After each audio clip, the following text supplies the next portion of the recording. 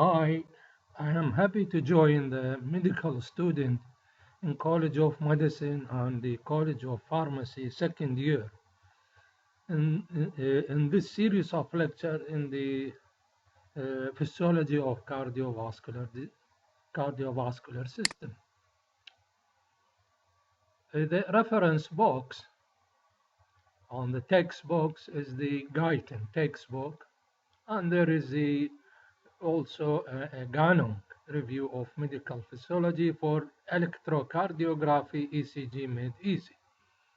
Our reference textbooks is the Guyton, and this is the Guyton textbooks of the medical physiology, and there is a short review of the Guyton. In the student consult online, you can read this box, or Ganong if anyone you need to read another textbook. Both of them is a quite good reference. In physiology of cardiovascular systems, firstly, we have to read the applied anatomy, I mean functional anatomy, related to the physiology, not details of the cardiovascular or heart anatomy. This subject, it will be studied in the dissecting room or the anatomy room. But here we discuss that the applied anatomy of the heart and cardiovascular system.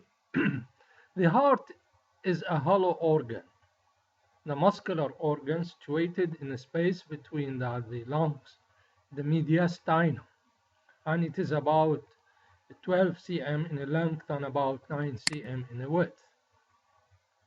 It's approximately the size of your fist.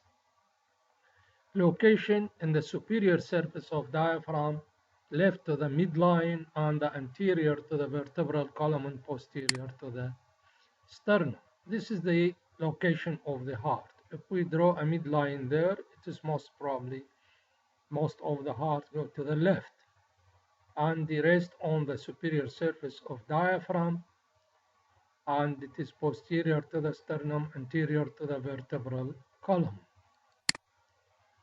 The heart is really is a pump machine, so it is contract as a single unit. We mean we have a four-chamber left atrium, both atria and both ventricle contract simultaneously at the same time due to the process called depolarization, and we will discuss the depolarization in the coming lectures. And the heart have automaticity, is quite different from striated muscles. It is by itself automaticity. The heart is about, as we said, the size of your clenched fists and comprise four layers. The endocardium, innermost layer, myocardium, the bulk of the heart is the myocardium, and epicardium is the innermost layer, and the pericardium, the innermost layers of the pericardium. What about a few words about endocardium, myocardium, pericardium, and fibrous skeleton of the heart? Endocardium, the inner layer, and it is consists of endothelial tissue that lies the inner surface of the heart, and even a cardiac valves. And myocardium is the middle layer, is composed of muscle fibers, striated muscle fibers, that enable the heart to pump and compose bulk of the heart. Epicardium is the outer layer, is tightly adherent to the heart, on the base of great vessels, which is called visceral layer of serous pericardium. The epicardium is a visceral layer of the serous pericardium. A pericardium is a thin, fibrous, double layer sac, known as the pericardium, surround the heart. We will discuss it in the coming slide. And the fibrous skeleton of the heart, and crisscrossing the interlacing layer of connective tissue. This mostly is the ring of the valve. You will find is the aortic valve, pulmonary valve, bicuspid, interventricular, atrioventricular valve, tricuspid, atrioventricular valve. These four valves have rings. These rings form the fibrous skeleton of the heart. Now come to the pericardium. A pericardium have two parts, fibrous and serous. The fibrous outermost layer, which is cover the heart and even great vessels, while serous pericardium have two layers, parietal and visceral. Parietal lining the inner part of fibrous pericardium, while visceral, the innermost layer, we called it a pericardium. Between these two layers is as we said, it is a sac. Between these two layers is the cavity, sac, containing about 30 to 50 millimeter of fluid, serous fluid, that serve as a lubricant between two layers of the serous pericardium. So in a short, pericardium is a double-walled sac around the heart composed of superficial fibrous and the deep serous pericardium. As we said, serous have parietal and visceral layer. In between them, potential space contains small amount of the pericardial fluid. So look to this. This is the two layers. One layer is the fibrous outer side, and the inner layer is the serous pericardium. Have two parts, parietal and visceral, and cavity in between them, and contains small amount of fluid. Next to the visceral layer is the myocardium and then endocardium. And this is see the heart position of it. This is the line, dotted line is the middle line, the middle of the chest. Left, see the heart little bit left to this, most of it's to the left. Rest on the diaphragm, superior surface of diaphragm, posterior to the sternum, anterior to the vertebral column, in middle of the chest.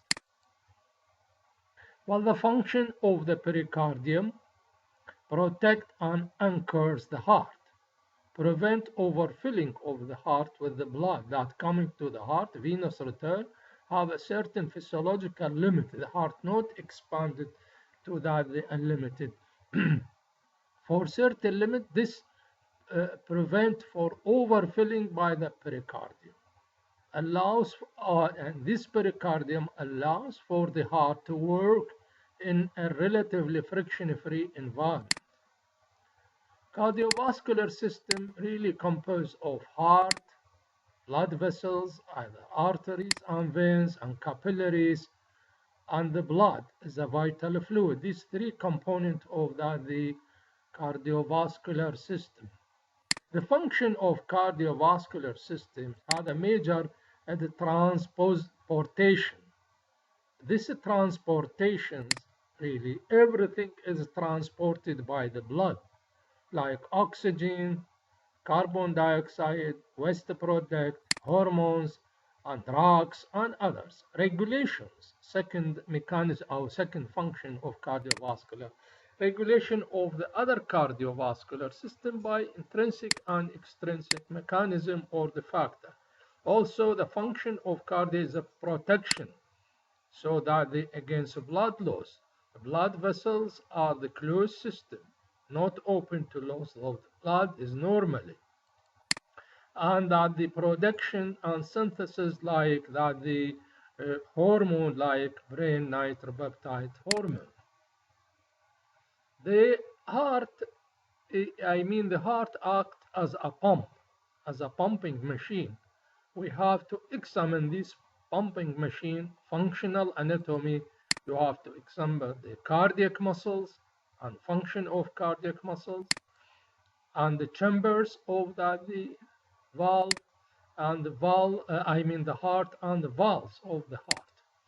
And intrinsic conduction system. As we said, the heart have endocardium, myocardium, pericardium, and the vessels and the cytoskeleton systems of the heart and coronaries. We will study it, but there is intrinsic conduction system. Really, it composed of not a big, a component of structure of the heart, but it's very important. Less than 1% of structure of the heart is intrinsic conduction systems. And if we study this a pump, the heart acts as a pump, from physiological point of view, we'll study in the 3 levels. Cellular level, like action potential, and muscular level, and the isolated muscle fiber, like coupling, contractions, mechanism, or the sliding theory of the myosin actin. And organ level, we study the heart as organs and integrate with the cardiovascular systems. And organ level, we will discuss the cardiac cycle. This is anterior aspect of the heart. Look to the fourth chamber, left atrium, right atrium, left ventricle, right ventricle, separated by interatrial septum and interventricular septum.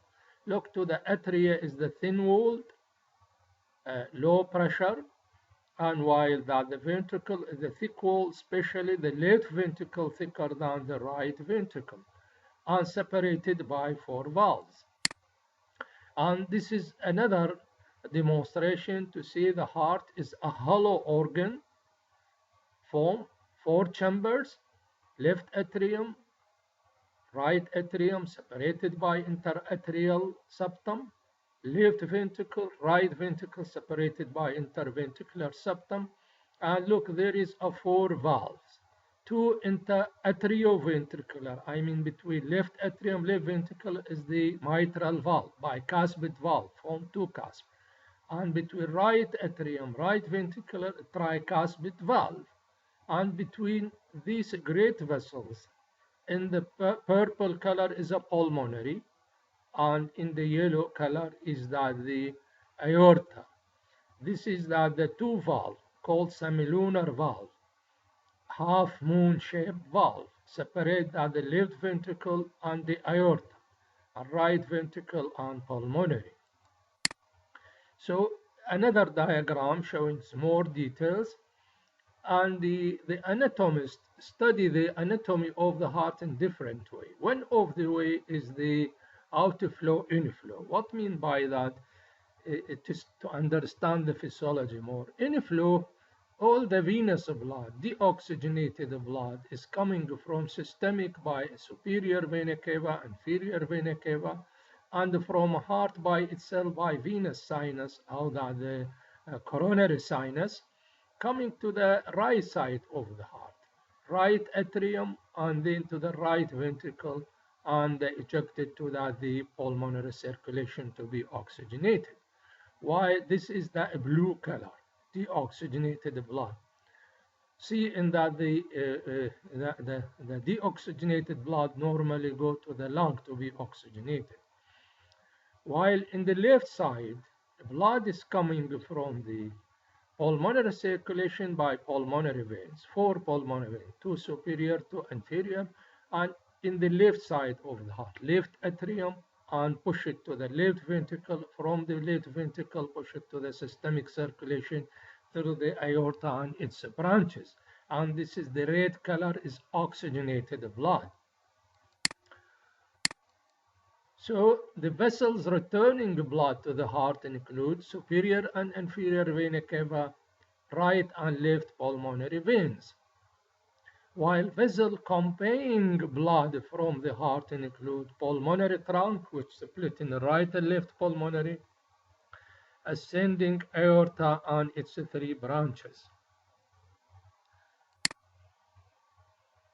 The coronaries of the heart really have 2 major blood supply by the left and right coronaries, which arise from these branch supply arterial blood to the heart. These arteries originate from the aorta, just above the aortic valve.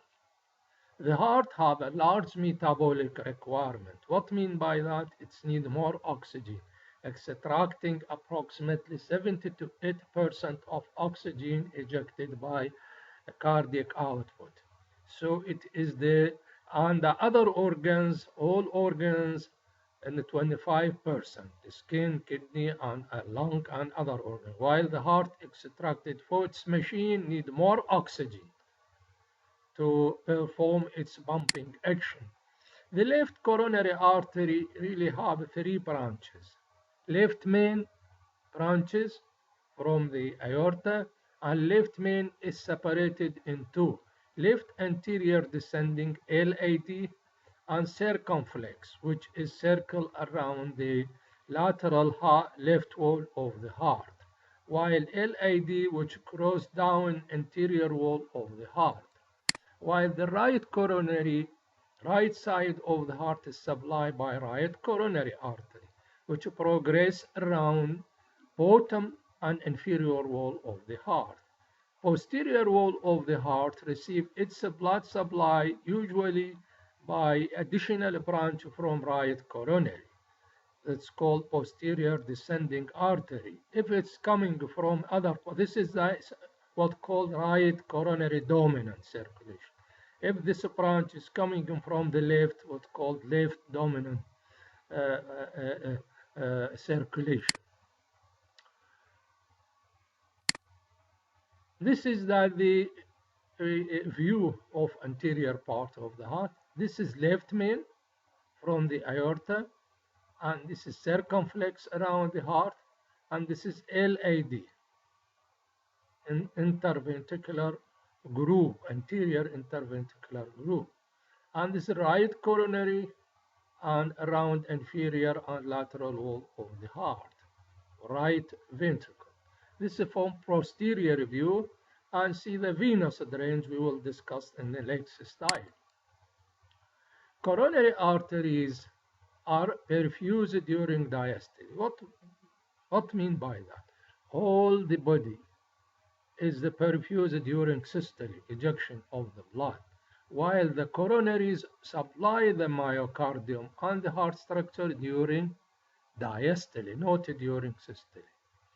An increase in heart rate shortens the diastole and can decrease myocardial perfusion. We will discuss this in the cardiac cycle, but better to mention there.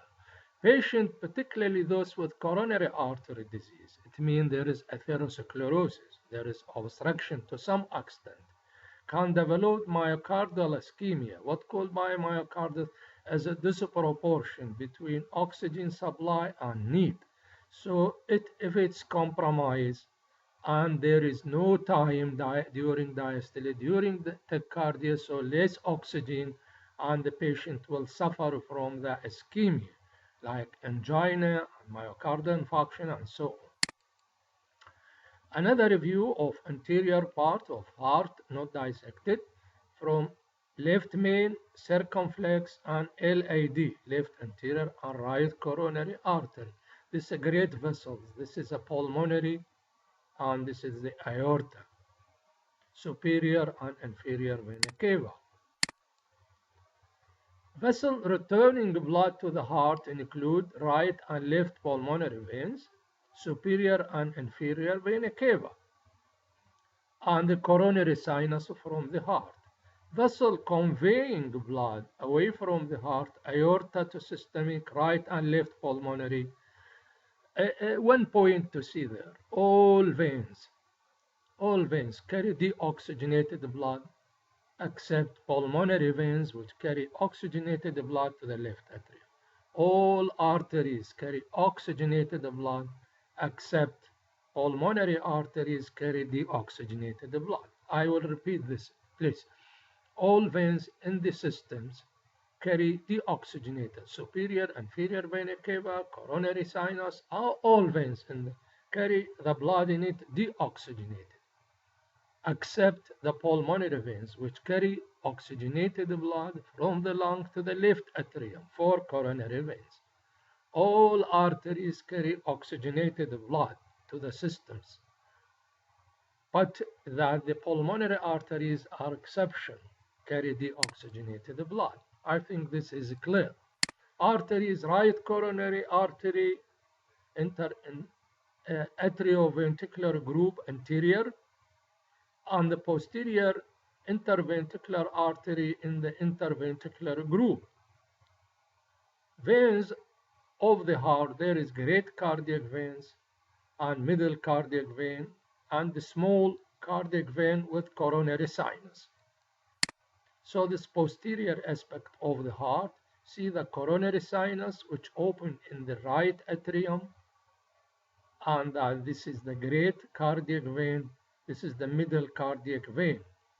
The small cardiac vein is not seen in this review. We'll see in other review.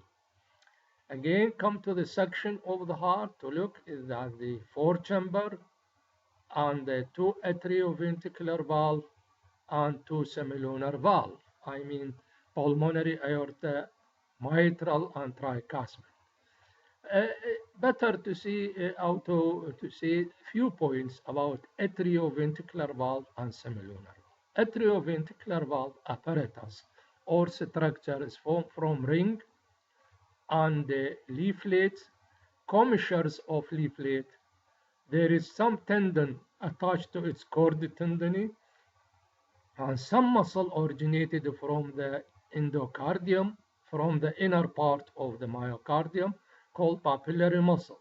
So that the mitral valve or tricuspid valve form from leaflet attached to the ring, and commissures is the margins of this leaflet, and the cord tendon, we'll see the function of this, and papillary muscle.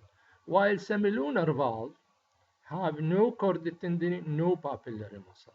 Is the one-way valve, bucket-like. It's to prevent blood when it is back. So it is open and closed when the blood is pushed into the arteries. We'll see that in the functions of the valve. Come to the chambers of the heart. We have four chambers, two atria. The atria are receiving chamber, conduit. We'll study that in the cardiac cycle. So it is low pressure and thin wall. Chambers is the receiving chamber, receiving the blood. Each atria has protrusions and called auricles. And the left atrium, left auricle. Right atrium, right atrial auricles. The muscle is pectinate muscle, mark atrial walls. Blood enter right atria from, as we see, superior, inferior vena cava and coronary sinus. While blood enter left atria from pulmonary veins, which we said carry oxygenated blood, different from other veins. The ventricle are discharging chamber, thick wall, as we muscular part, especially left side, and papillary muscles make mark ventricular wall, as we said. Right ventricle pump blood into the pulmonary trunk, left ventricle pump blood into the aorta and into the upper and lower part of the body. And this is the, see the thickness of this is clear, the chamber, this is left atrium, thin wall, and right atrium, thin wall, left ventricle, how thick it is, and the right ventricle, less thickness than left ventricle, because, and the pressure definitely in the left more than right, and in the ventricle more than in atria. And this is the bicuspid valve, and this is the tricuspid valve, and the semilunar valve. And to show how the thickness, the section near the base of the heart, in the middle of the heart, really, near the apex, the left atrium, how thick it's, left ventricle, sorry, and that anterior part, this is a posterior part, and that the right ventricle also, although it's thick but less than the left ventricle, this is interventricular septum. So the right atrium, this is the march or the circulation of the blood in two circulation, pulmonary and systemic. From right atria through the tricuspid valve, the blood deoxygenated is coming superior inferior vena cava to the right atrium, tricuspid to the right ventricle eject blood to the pulmonary through the semilunar valve, pulmonary arteries to the lungs to oxygenate the blood. So pulmonary arteries contain deoxygenated blood.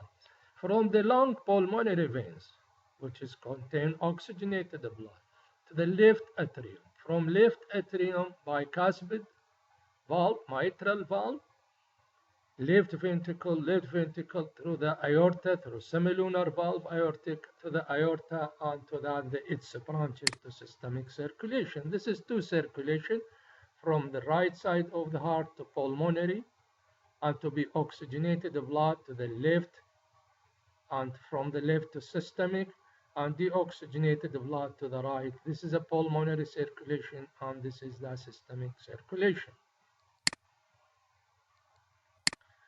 Coronary circulation is a functional blood supply of the heart muscle itself. There is a collateral, I mean left and right coronaries. There is collateral, which is important when study ischemic heart disease. This a view to say that the coronaries, this anterior part, and this is imaginary from posterior part, left main, circumflex, LAD, and the posterior interventricular artery, and this is right coronary. This is the posterior part of the heart. See the venous drainage, coronary sinus. This is the great cardiac vein. This is the middle. This is the small cardiac vein and coronary sinus. That is enough for you to know this part for the venous drainage of the heart. The heart valve ensure, important to know this heart valve, unidirectional blood flow through the heart. What mean by that? It normally functioning, it's allow blood from one side to other side, and it's prevent it during to pass into the other direction. This normal. Atrioventricular valves lie between atria and ventricles, so AV valve prevent backflow into the atria when the ventricle contracted during systole. We say the blood from right atrium, left atrium passes through the bicuspid, mitral and tricuspid valve to the left and right ventricle. But during systole, during contraction of the ventricle, the blood is prevented to be ejected in atria by AV valve. And by these closures of the AV valve produce heart sound. We will see when we study the heart sound. While opening of, it's a passive process. While closure due contraction is the active process, produce vibration and sound. We'll hear. Cord tendini anchor AV valve to papillary muscle. To prevent AV valve from projecting to atria by tense papillary muscles and cord tendini, which prevent the AV valve to be bulged into the atria normally. While semilunar valve, as we said, half moon shape matter, prevent backflow of the blood into the ventricle during diastole. Main blood ejected into the pulmonary and the atria during systole. While during diastole, this valve is closed and prevent from the return of blood from these large arteries to the ventricle during diastole. So to produce sound, also what called second heart sound, during closure, but not during opening. Aortic semilunar valve lies between left ventricle and aorta, while pulmonary semilunar valve lies between right ventricle and pulmonary trunk. Look to this from the base of the heart. This is the pulmonary artery. Pulmonary artery and pulmonary have three cusps, and this is the commissure of the cusp. While the aorta is uppermost and have three cusps, one near the coronary left coronary, while near the right coronary, other non-coronary cusp. This is a mitral valve, two cusps, anterior, posterior leaflet. The major is anterior leaflet. Tricuspid valve have anterior, posterior, and middle. The major is anterior leaflets. So in this view, we see the four valve. This is a ring of the valve, what called cytoskeleton of the valve. This ring of fibrous tissue have no blood supply and no active electrically, which is the skeletons of the heart. And this is a real, if you look to the pulmonary, and this is aorta, and mitral, this is tricuspid valve. This is normally at the base of the heart. If come in examination without this labeling, please remember, this is pulmonary, this is the anteriorly, this is an aorta, this is on the left side and right side, tricuspid and pulmonary valve. And another view, this is from the posterior view. I look to this tricuspid valve, three cusp, this is mitral valve, and this is the aorta, and this is pulmonary, semilunar valve. And this is, if you please look to the atrioventricular, we say that the papillary muscle, this is the shadow, is the papillary muscle. And this is the cord tendon, which attacks to the commissures or the leaflet of the atrioventricle. This structure not present in semilunar valve. This is a real heart in the post-mortem. See that this is a leaflet, and this is papillary muscle and the cord tendon. This is the papillary muscle. Look how thick is the left ventricle. Come to the blood returning to the heart fills atria, putting pressure against atrioventricular valve forced open. So when the blood is coming from superior vena cava right side or the pulmonary veins in left side accumulated, so the pressure increase. We'll discuss this in cardiac cycle. This pressure will be open, these valve, the opening, and the blood is passed during diastole. As the ventricle fills, atrioventricular flap hangs simply into the ventricle. So it is during systole when the ventricle contracts, pressure increases, so this valve is closed. And the cord tendon and papillary muscle prevent this valve to be bulged into the ventricle. Atria contract, forcing additional blood into the ventricles. This is the atrioventricular valve. Direction of the blood is coming there, and opening of this valve, the blood is coming to the left ventricles.